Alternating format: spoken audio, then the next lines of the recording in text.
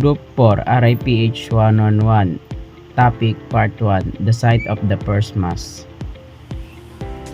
The site of the first mass in the Philippines has been a long-standing historical debate among Filipino historians. The question is, did the first mass take place in Limasawa, Southern Leyte, or in Masao, Butuan? This event is significant because it marked the beginning of Christianity in the Philippines, a turning point in our nation's history. Both Limasawa and Butuan have historical and geographical claims, but discussion mainly depends on the written account of Antonio Pigafetta, the Italian chronicler who joined Ferdinand Magellan expedition.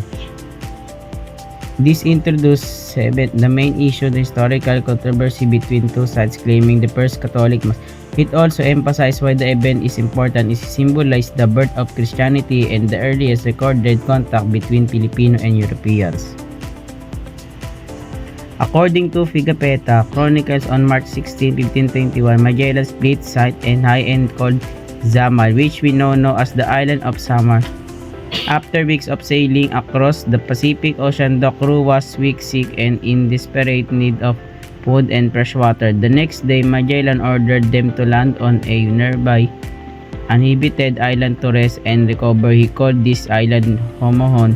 They set up tents for the sick men, gathered fresh water from springs, and prepared food.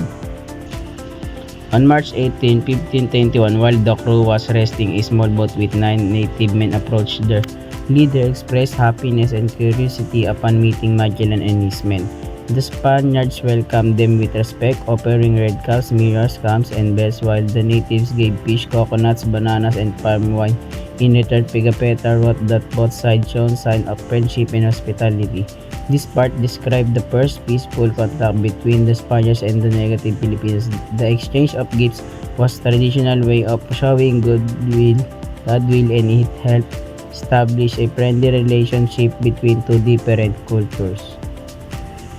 Pigafetta also gave a detailed description of the coconut tree, which he found it fascinating. He observed that natives use it for almost everything: food, drink, oil, vinegar, milk, and even rope their boats. He wrote that a family could survive using only 2 coconut trees. By collecting their sap alternative, he produced wine. He admired how nature provided the people with and all their needs.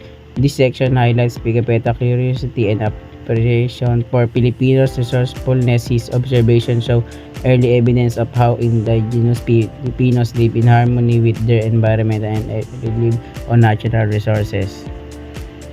Because of the good treatment they received from the natives, Magellan named the island Aquadadali Boni Segnali, meaning watering place of God's signs. The name symbolized their relief and hope after surviving their long journey. Pigafetta also mentioned that they found signs of gold in the area, which encouraged Magellan men to continue exploring nearby islands. This paragraph shows Magellan's optimism and the positive impression left by the first Filipinos they encountered. It also hints at the beginning of Spain's deeper interest in the island, partly due to the presence of valuable resources like gold. After several days in Homohon, Magellan and his crew continued their journey. On March 31, 1521, Easter Sunday, they held the first Catholic Mass on island, identified in Pigafetta records as Mazua. This Mass was celebrated by Father Pedro de Valderrama, the expedition's chaplain. The ceremony was attended by Magellan, his men, and local leaders.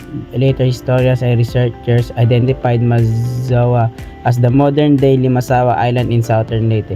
This is the central event, the first Mass itself. The description connects Pigafetta terms Mazawa with today's Limasawa, explaining why most historical institutions such as the National Historical Commission of the Philippines recognize Limasawa as the official site.